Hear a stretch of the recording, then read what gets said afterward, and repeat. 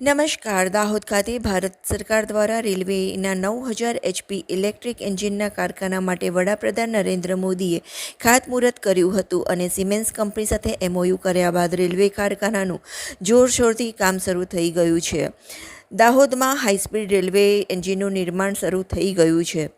કારખાનામાં મહદ અંશે કામગીરી પૂર્ણ થવા આવી ગઈ છે, ત્યારે તેના ઉદ્ઘાટન માટે વડાપ્રધાન નરેન્દ્ર મોદી આગામી દિવસોમાં દાહોદ ખાતે આવી શકે તેવી સત્તાવાર રીતે તારીખ નક્કી થઈ નથી, પરંતુ ટૂંકા ગાળામાં વડાપ્રધાનના આગમનને લઈને તંત્ર દ્વારા તૈયારીઓ શરૂ કરી દેવામાં આવી છે, જેના પગલે કલેક્ટર યોગેશ નિરગુડેની અધ્યક્ષતામાં રેલવે વિભાગ તેમજ અન્ય વિવિધ વિભાગના અધિકારીઓ સાથે બેઠક યોજી કારખાનાની મુલાકાત લીધી હતી અને તમામ પ્રકારની તૈયારીઓ માટે ચર્ચાઓ કરવામાં આવી હતી.